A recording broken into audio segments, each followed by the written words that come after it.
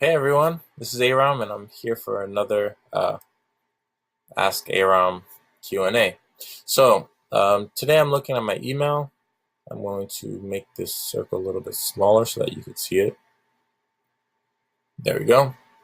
So I'm looking at this email and from somebody that came in, and basically what it says is um, they've graduated in 2012. They got the degree in late 2015. Um, there's a big gap in their employment due to having a family, and now they're thinking about taking some certifications for programming classes.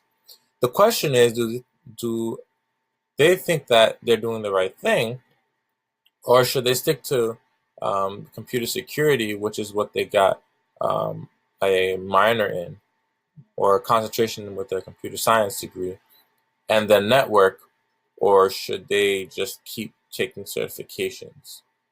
Um, so that's it's a good question. Now that's a little bit confusing at the same time. So let's clarify. So pretty much they have a degree, they have a gap in employment. They want to see whether it's better for them to take certifications and then bring that code to the interview, or to just start networking right away. The dream is to become a hacker and write codes that come in handy as well. So I'm not a computer scientist, but I have had computer scientists in the past that I went to school with, and I know them pretty well and what is required for them to get jobs as well. So this is pretty much my experience. When you're a coder, your goal should be to write good code. I'm talking about code that doesn't have like comments all over the place, but code that somebody else can read it and be able to decipher what you did and why, because coders oftentimes work together. Now, if you want to be a hacker, then obviously you want to be that solo guy that knows a whole bunch of stuff and hacks different things, and um, can also be somebody who works for a pretty big company and decides to hack stuff for them as a beta tester. But essentially, in order to get yourself out there or to get a job, you have to be able to show that you know how to do something. With coders, it's all about what you did. It's not about what you know or what certificates you have. So my advice to you would be bring your code to those interviews and network as fast as possible. Even if you could bring your code to a networking event and ask that, okay, you're stuck on this issue, how would you solve it? Putting people on the spot with code is not a bad thing, because everybody that's coding is willing to share. So on that front, on networking, you should definitely go and find other people that are coding as fast as possible and bring your code so that they can help you to see things in different ways and improve that way and grow that way. However, on the job hunting end of things, if you're actually trying to look for the job online, then here is what I recommend to do. You go to Indeed.com, you type in I don't know, computer science um, security, right? Okay, we have a couple of different positions. So let's say, I don't know, security front end phone unit. All right. So no, this is definitely not it. We're looking for a job. All right, let's say it's 85,000. There we go. Okay, senior information security analyst. All right. So you go here, right, and this is the job position, right? So just like I showed on the last video, you can literally take this job description, right? Copy it here, open jobscan.co,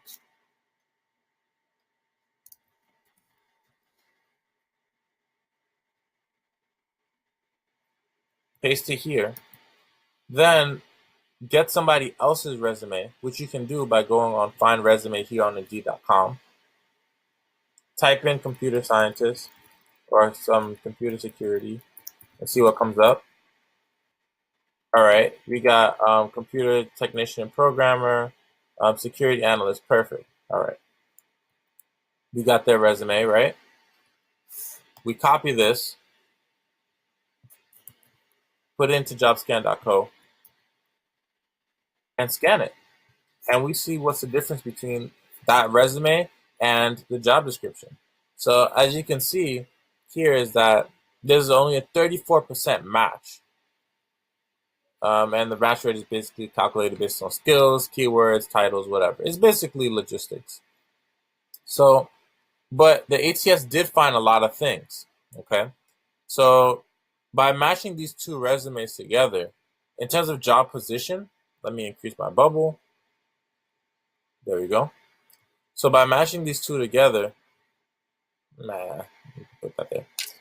You will be able to see literally the hard and soft skills that the computer is analyzing for when you submit your resume. You do this before every submission to make sure that you hit at least, I would say, they say 80%, but technology is not reliable. So I would go with like 40 to 50%. If you can get 40-50% match rate, that would be good.